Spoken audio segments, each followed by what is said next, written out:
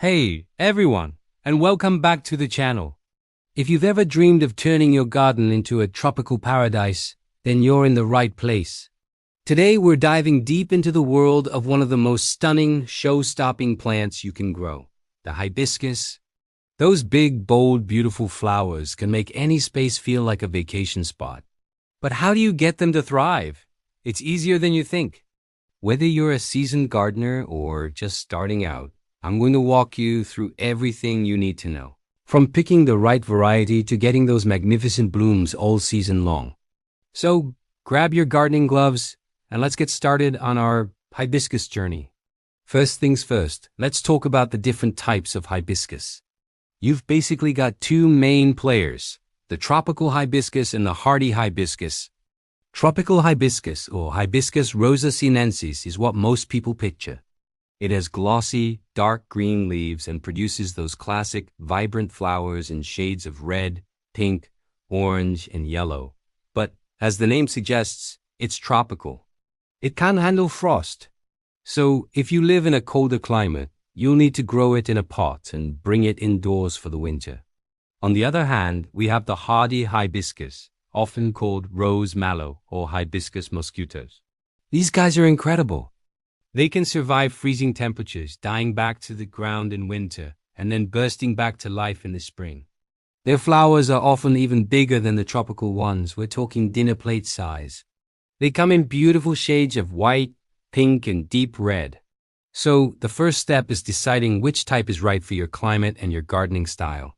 Do you want a year-round houseplant that summers outdoors, or a perennial that you plant in your garden bed and enjoy for years to come? Once you've chosen your hibiscus, let's find the perfect spot for it. Hibiscus are sun worshippers. They need at least 6 to 8 hours of direct sunlight every single day to produce those amazing flowers.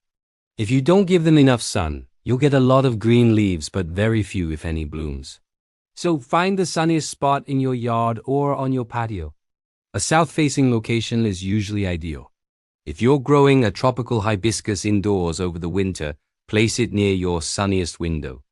You might even consider using a grow light to supplement the natural light and keep it happy.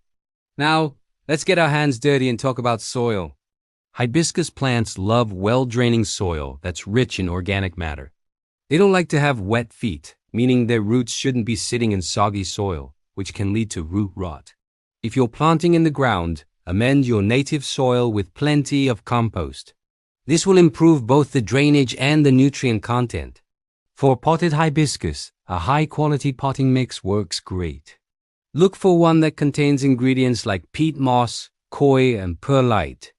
And make sure your pot has plenty of drainage holes at the bottom. This is non-negotiable. Water needs to be able to escape freely. Speaking of water, let's cover one of the most crucial aspects of hibiscus care. During the growing season, spring and summer hibiscus are thirsty plants. They need consistent moisture, especially when it's hot and sunny. A good rule of thumb is to water them whenever the top inch or two of the soil feels dry to the touch. Stick your finger in there to check. For a plant in the ground, this might mean a deep watering every few days. For a potted hibiscus, especially a smaller one sitting in the hot sun, you might need to water it every single day. But be careful not to overwater. Remember, they hate soggy soil. In the winter, you can cut back on watering significantly, especially for dormant hardy hibiscus or tropical ones brought indoors. Okay, let's talk about the secret to getting tons of flowers. Feeding. Hibiscus are heavy feeders, which means they need a regular supply of nutrients to fuel all that blooming. The key is to use a fertilizer that's high in potassium. You might see this on the label as the K in NPK. Potassium is what encourages flower production. A fertilizer with a high middle number, phosphorus, can actually inhibit blooming in hibiscus, so try to avoid those. A balanced fertilizer, or one specifically formulated for hibiscus or tropical plants, is a great choice. You can use a slow-release granular fertilizer every few months or a water-soluble fertilizer every couple of weeks during the growing season. Just follow the package directions and don't overdo it. Stop fertilizing in the fall and winter when the plant's growth slows down. Now for a step that can feel a little scary, but is so important. Pruning. Pruning your hibiscus helps maintain its shape, encourage bushier growth, and promotes more flowers. The best time to prune is in the early spring, before the main flush of new growth starts. For a tropical hibiscus, you can trim it back by about 1/3. This is also a good time to shape it up if it's getting leggy. For hardy hibiscus, you can cut the dead stems from the previous year right down to the ground. Throughout the growing season, you can also do light pruning. Pinching back the tips of the stems will encourage the plant to branch out, and more branches mean more places for flowers to form. And don't forget to deadhead. Removing spent flowers tells the plant to put its energy into making new blooms instead of seeds. Let's quickly touch on common pests. Like many plants, hibiscus can sometimes attract troublemakers like aphids, spider mites, or whiteflies. The best defense is a healthy plant. But if you do spot some pests, don't panic. Often, a strong spray of water from the hose can knock them right off. For more persistent issues, insecticidal soap or neem oil are great organic options. Just be sure to spray in the early morning or evening, not in the direct sun, to avoid burning the leaves. Regularly inspecting your plant, especially the undersides of the leaves, will help you catch any problems early before they get out of hand.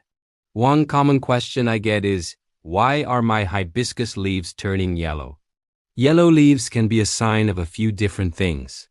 It could be overwatering or underwatering, so check your soil moisture. It can also be a nutrient deficiency, especially if you haven't been fertilizing regularly. Sometimes it's just stress. A sudden change in temperature, light, or location can cause a tropical hibiscus to drop some leaves. Usually it will bounce back once it adjusts to its new environment, so don't panic right away.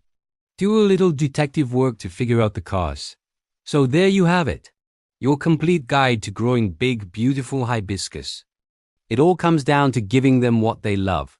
Lots of sun, the right amount of water, well-draining soil, and regular feeding with a high potassium fertilizer.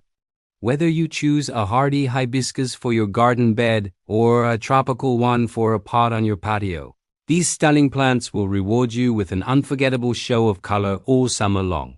They really do bring that touch of the exotic to any space. I hope you found this guide helpful and that you feel inspired to go out and grow your own hibiscus. They are truly one of my favorite plants, and I know you love them too. If you have any questions, drop them in the comments below. I'll do my best to answer them. Thanks so much for watching today. Don't forget to like this video and subscribe to the channel for more gardening tips and tricks. Happy gardening, and I'll see you in the next one.